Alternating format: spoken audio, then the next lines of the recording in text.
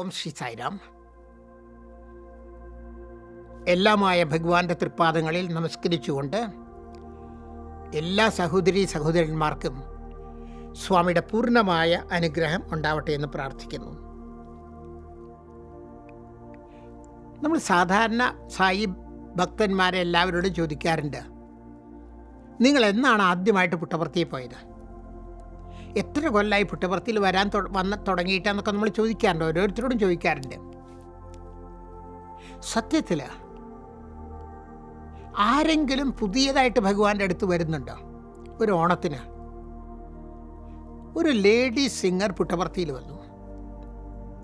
ഇപ്പോൾ സ്വാമി ചോദിച്ചു, ആരാണ് മ്യൂസീഷ്യൻ, ആരാണ്? അപ്പം ഞാൻ പറഞ്ഞു, ഭഗവാൻ പുതിയൊരു ആദ്യമായിട്ട് അവർ വരികയാണ്, പുതിയ സിംഗറാണ് സ്വാമി എന്ന് പറഞ്ഞു. സ്വാമിയുടെ കൂടെ അങ്ങനെ നടന്ന് ഡൈസിൽ വന്ന സമയത്ത് ഈ പാട്ടുകാരി അവിടെ ഇരിക്കുന്നുണ്ട്. പാട്ടുകാരിയെ കണ്ടപ്പോൾ സ്വാമി തിരിഞ്ഞിട്ട് പറഞ്ഞു, ഇവർ പുതിയ സിംഗർ അല്ലല്ലോ, പഴയ സിംഗറാണെന്ന് പറഞ്ഞു. പഴയ സിംഗറാണ്, പുതിയ സിംഗറല്ല. കാരണം അവരുടെ പൂജാമുറിയിൽ നിന്ന് പാടുന്നത് സ്വാമിയുടെ മുമ്പിലല്ലേ പാടുന്നത്. അവർ ഈശ്വരൻ്റെ മുമ്പിൽ ഇപ്പം അതെല്ലാം സ്വാമിയല്ലേ സ്വീകരിക്കുന്നത്.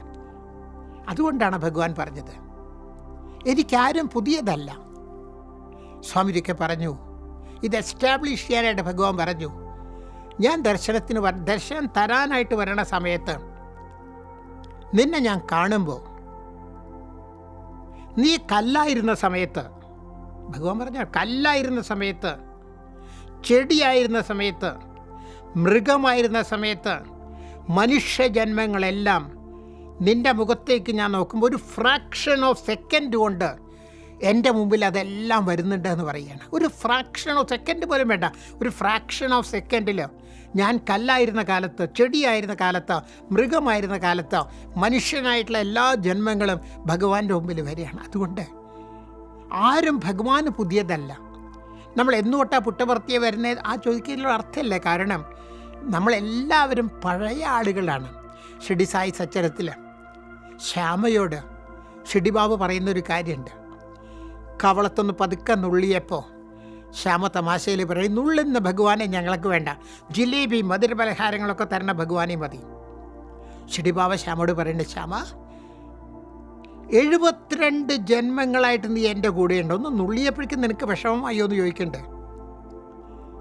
ഷിർഡി സായി സച്ചരത്തിൻ്റെ അവസാന ഭാഗത്ത് ദുരന്തർ സഹോദരന്മാരോട് ബാബ അവർ കാണാൻ വന്ന, ദർശനത്തിന് വന്ന സമയത്ത് അവരോട് സംസാരിക്കുമ്പോൾ ഷിർഡിബാബ പറയുന്നുണ്ട്, കഴിഞ്ഞ 60 ജന്മങ്ങളായിട്ട് നിങ്ങൾ എൻ്റെ കൂടെയുണ്ട് എന്ന് പറയുന്നുണ്ട്. അതുകൊണ്ട് നമ്മൾ ഓർക്കണം, നമ്മൾ ആരും ഭഗവാന് പുതിയതല്ല. ഈ ജന്മത്തിലല്ല നമ്മൾ സ്വാമിയുടെ കൂടെ വന്നത്. എത്രയോ ജന്മങ്ങളായിട്ട് നമ്മൾ ഭഗവാന്റെ തൃപ്പാദത്തിലാണ്.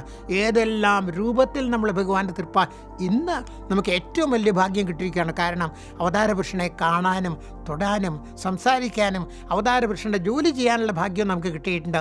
അത് പൂർണ്ണമായിട്ട് ഉപയോഗിക്കാൻ നമുക്ക് സാധിക്കണം. അതിന് സ്വാമി നമ്മളെ അനുഗ്രഹിക്കട്ടെ എന്ന് പ്രാർത്ഥിക്കുന്നു. ജയ് സായി.